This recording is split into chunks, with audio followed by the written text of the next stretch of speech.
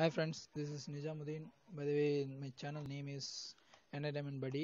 So first நம்ம இதில் பார்க்க போகிறது அப்படின்னா இந்த செஷனில் வந்து கோரல் ரா அப்படின்ற ஒரு சாஃப்ட்வேர் வச்சு நம்ம பேரை எப்படிலாம் கொடுக்கலாம், அதை நம்ம எப்படி யூஸ் பண்ணலாம் அப்படின்றது பார்க்க போகிறோம். ஃபர்ஸ்ட்டு கோரல் ரா அப்படின்ற சாஃப்ட்வேர் நீங்கள் டவுன்லோட் பண்ணணும். ஸோ அதுக்கு என்ன பண்ணணும், ஃபஸ்ட் நீங்கள் உங்கள் வெப் ப்ரௌசர் ஓப்பன் பண்ணிக்கோங்க. அதில் நான் ஒரு லிங்க் ஒன்று கொடுத்துருக்கேன், டிஸ்கிரிப்ஷனில் இருக்குது. ஸோ அந்த டிஸ்கிரிப்ஷனில் இருக்க லிங்க் ஓப்பன் பண்ணிங்கன்னா உங்களுக்கு இந்த வெப்சைட் ஒன்று ஓப்பன் ஆகும். ஸோ இந்த வெப்சைட் ஓப்பன் பண்ணிட்டீங்கன்னா அதில் கீழே லாஸ்ட் பாட்டம் வந்தீங்கன்னா டவுன்லோட் ஆப்ஷன் இருக்கும். டவுன்லோட் கொடுத்தீங்கன்னா வெயிட் ஃபார் ஆக்சஸ்னு ஒரு பேஜ் வந்துட்டுருக்கும், ப்ரோசஸ் ஆகிட்டுருக்கும். Your request access to resource will be granted from Linux cloud server அப்படின்னு ஆகிட்டுருக்கோம். அப்புறம் இந்த ஸ்டெப்பில் வந்து அவங்க பாலிசி எல்லாம் பார்த்துட்டு so click here to proceed அப்படின்னு கொடுக்கணும். So click here to proceed கொடுத்தோம்னா தென் ப்ரோசஸ் லோடிங் ஆகிட்டுருக்கும். ஸோ இது வந்து டவுன்லோடுக்கான ப்ரோசஸ்ஸு.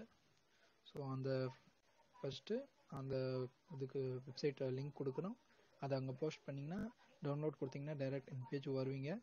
ஸோ ஆஃப்டர் திஸ் அது மட்டுக்கும் ஆட்டோமேட்டிக் ப்ரோசஸ் ஆகிட்டே இருக்கும். So after this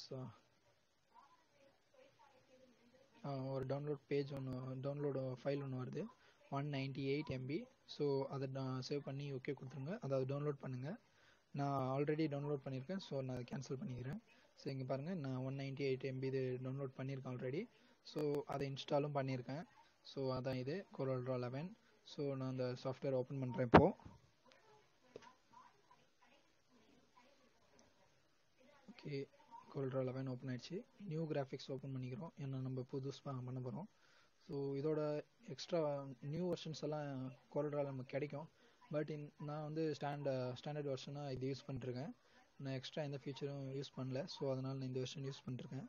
so first இங்கே பார்த்தீங்கன்னா டெக்ஸ்ட் டூல் அப்படின்னு F8 அமுக்குனிங்கன்னா டெக்ஸ்ட் டூல் வரும். ஸோ நம்ம டைரெக்ட் டெக்ஸ்ட் டூல் A அப்படின்றக்குள்ள அதை கிளிக் பண்ணிவிட்டு இந்தாண்ட வரும். இந்தாண்ட இங்கே கிளிக் பண்ணோன்னா இங்கே ஆப்ஷன் வரும். ஸோ நம்ம பேர் அடிக்கிறோம். So my name is NIJAM. Okay, என் பேர் போட்டேன். ஸோ அது என்ன பண்ணுங்கள், இப்போது அதை அப்படியே பெருசு பண்ணுங்கள். ஷிஃப்ட் பிடிச்சி பெருசு பண்ணிங்கன்னா எல்லா சைடும் ஒரே இதுவாக வரும்.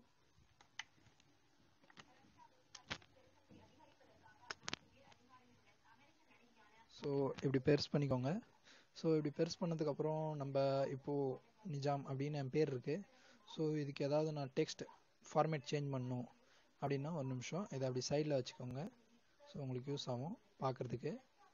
ஸோ இது கிளிக் பண்ணிவிட்டு ஓப்பன் பண்ணுறீங்க. இங்கே இந்த இடத்துல நீங்கள் பார்க்கலாம், நம்ம ஃபாண்ட் சேஞ்ச் ஆகும்.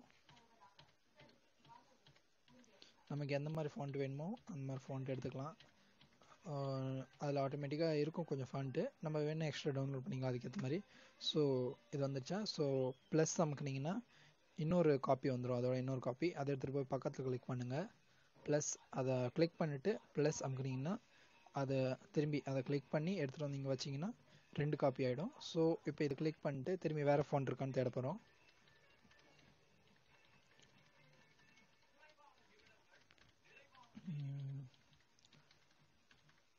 Okay, I like this font. இந்த ஃபாண்ட்டை ஒன்று எடுத்துக்கிறேன். ஸோ நெக்ஸ்ட் இன்னொரு ஃபாண்ட் தேடுறேன் நான்.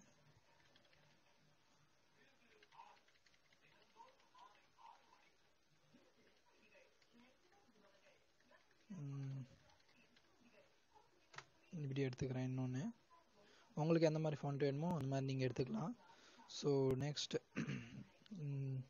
நம்ம இப்போது நெக்ஸ்ட்டு கலர் கொடுக்க போகிறோம்.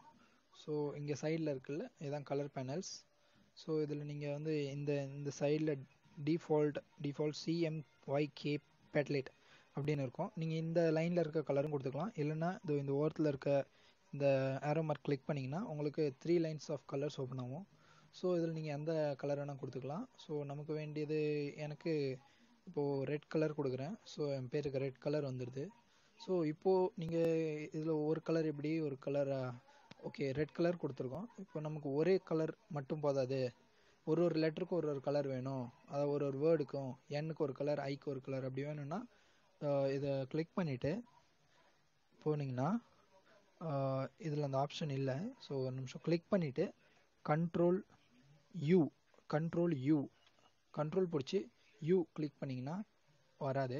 ஸோ என்ன பண்ணுங்கள், அது கண்ட்ரோல் யூ வந்து வேறு ஆப்ஷன். ஸோ சாரி, கண்ட்ரோல் பிடிச்சி கே அமுக்குனிங்கன்னா தனியாகிடும். கண்ட்ரோல் பிடிச்சி கே அமுக்குனிங்கன்னா ஆப்ஷன் தனியாக வந்துடும். ஸோ என் இப்போ தனியாக வரும், ஐ தனியாக, ஜே தனியாக.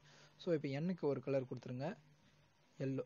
எண்ணுக்கு க்ரீன் இருக்கட்டும், இப்போது ஐக்கு ப்ளூ இருக்கட்டும், ஜேக்கு எல்லோ, அண்டு ஏக்கு ரெட்டே இருக்கட்டும், எம்முக்கு வந்து இந்த கலர் கொடுத்துருவோம்.